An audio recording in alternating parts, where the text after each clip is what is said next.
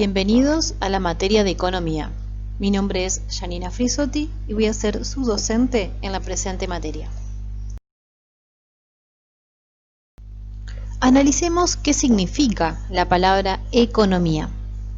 La palabra economía proviene del latín oeconomía y está a su vez del griego oikonomía, lo que se deriva de la unión de dos términos griegos, oikos, que significa casa o bien norma, que si se toma la etimología, la economía sería la administración de una casa o bien la persona que se encarga de administrar el hogar.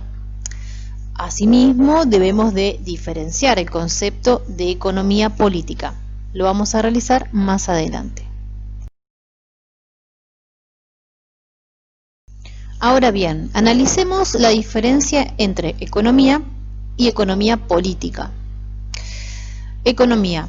Podríamos decir que es la ciencia que estudia la forma en que los individuos y las sociedades efectúan las acciones y decisiones para que los recursos disponibles, que siempre son escasos, puedan contribuir de la mejor forma a la satisfacción de las necesidades individuales y colectivas de la sociedad. En cambio, la economía política es una ciencia social porque trata de indagar qué intereses económicos y sociales de dominación y sometimiento que están detrás de la contribución de teorías económicas sirven para ciertos sectores sociales para que ellos sostengan una situación beneficiosa en prejuicio de otros grupos sociales. Corriente de pensamiento ortodoxa y heterodoxa. La corriente de pensamiento ortodoxa sostiene que la economía es una ciencia exacta, basada en ecuaciones y fórmulas, a través de las cuales se supone que se puede garantizar un mejoramiento en la calidad de vida de la población. Según esta corriente, quienes se encargan de la economía son los llamados expertos. Corriente de pensamiento heterodoxa. Sostiene que, aunque estas ciencias necesitan fórmulas y cálculos matemáticos, la economía posee posicionamientos políticos e ideológicos que son el resultado de una construcción histórica que se va modificando constantemente a través del tiempo y se va nutriendo de muchas otras disciplinas, tales como psicología, sociología, política, etc. Los economistas que se posicionan en esta corriente interpretan a la economía como una ciencia social. A continuación se presentan algunas definiciones de economía, acompañada de los datos que formulan estos autores. Cada uno de ellos los vamos a ir trabajando en profundidad a continuación. Analicemos la definición que brinda Federico Engels. Engels plantea que la economía es la ciencia que estudia las leyes que rigen la producción, la distribución, la circulación y el consumo de los bienes materiales, que satisfacen las necesidades humanas. Engels vivió en el siglo XIX, momento en que las ciencias buscaban su método y su objeto propio. Es un momento donde se toma a las ciencias naturales y sus leyes como modelos explicativos. En este caso, las leyes no aluden a las normas, como decretos, resoluciones, etc., sino a las irregularidades que rigen esas acciones humanas y que los hombres procuran descubrir.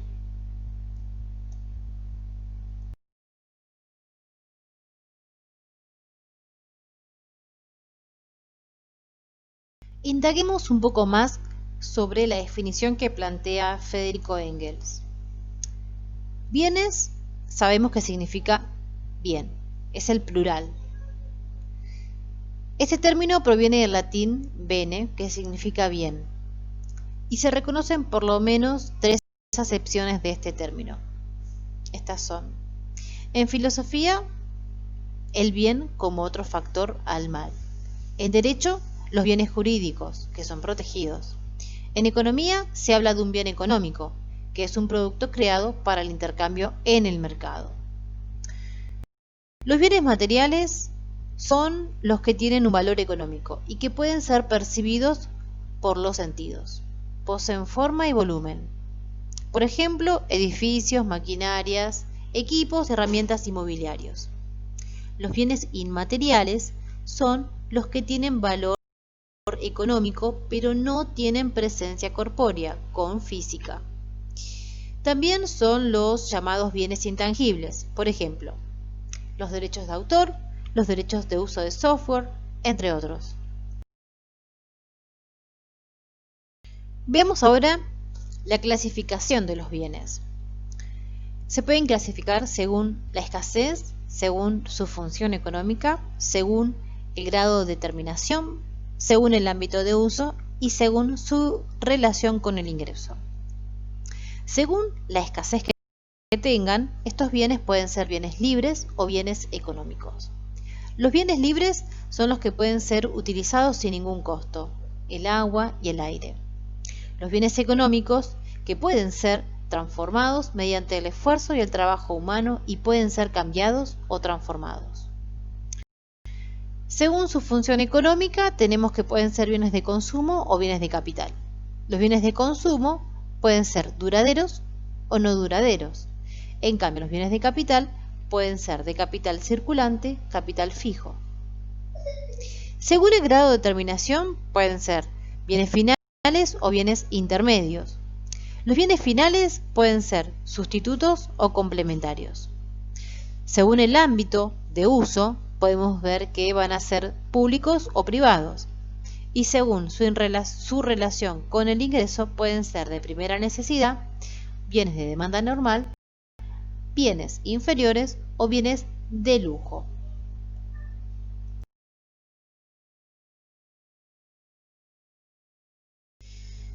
Ahora bien, si hablamos de bienes, tenemos que hablar también de las necesidades. Y es por ello que ahora vamos a hablar de la pirámide de Maslow. Abraham Maslow fue un psiquiatra y psicólogo americano que impulsó la psicología humanista. Este autor organizó las necesidades humanas en forma jerárquica y propuso en el año 1943 su obra, Una teoría sobre la motivación humana, la que se conoce como pirámide de Maslow. Este autor postula que si se satisfacen más necesidades básicas, que sería la parte inferior de la pirámide, los seres humanos desarrollan necesidades y deseos más elevados, o sea, la parte superior de la pirámide. La pirámide de las necesidades está organizada de la base a la altura, es decir, que se enumeran primero las que son en la base y luego van ascendiendo en la pirámide.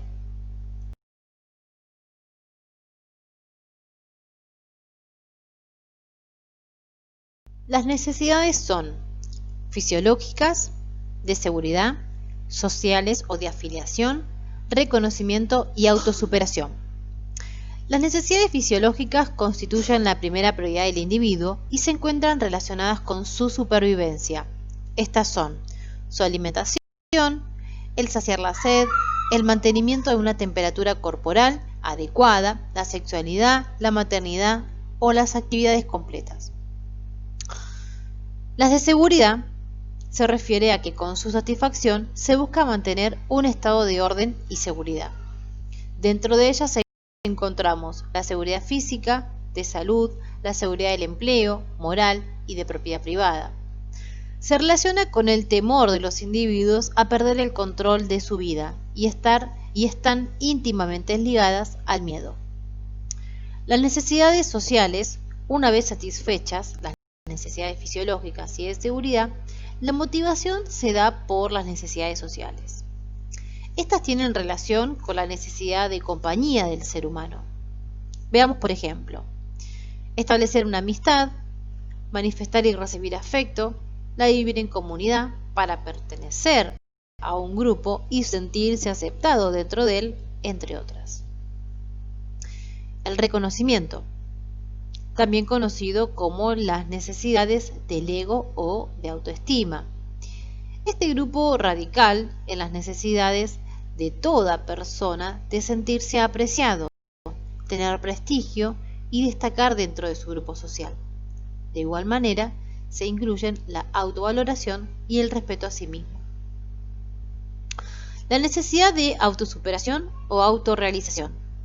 En este, el nivel del ser humano requiere trascender, dejar una huella, realizar su propia obra, desarrollar su talento al máximo.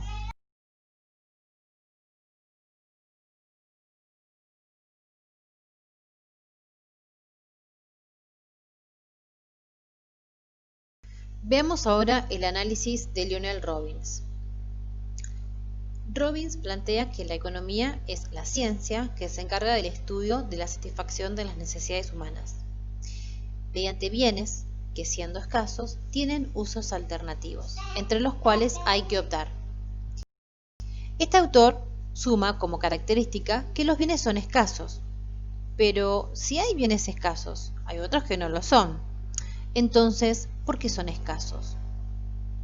En este campo los bienes son cosas y mercaderías que se intercambian, es decir, un bien es un objeto material o un servicio inmaterial, cuyo uso produce cierta satisfacción, un deseo o necesidad. Los bienes económicos, escasos, se diferencian de otros bienes libres que son disponibles, como por ejemplo el aire, a los que se puede acceder.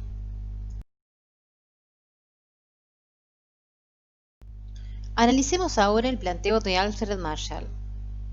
Marshall plantea que la economía es la ciencia que examinará la parte de la actividad individual y social, especialmente consagrada para alcanzar y utilizar las condiciones materiales del bienestar.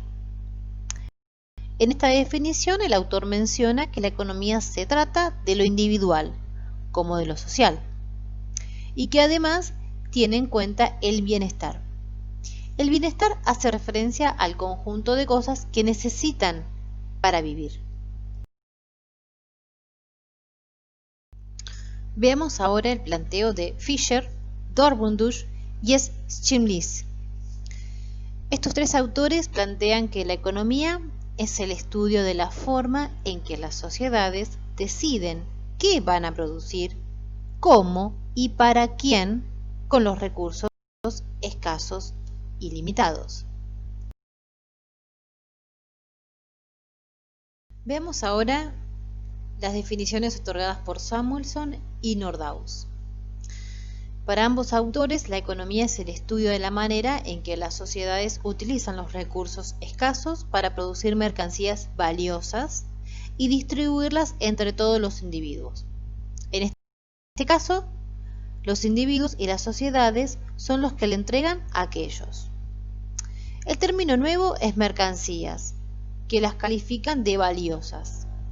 El término mercadería viene del inglés commodity y se la define como cualquier producto destinado a satisfacer alguna necesidad del hombre, que pueden ser comprados y vendidos. A la mercadería en cuestión se le atribuye un precio y valor, y quien la quiera deberá pagarlo. Pero esto no impide que el comprador pacte con el vendedor otro precio o utilice otros valores de cambio, como por ejemplo el trueque.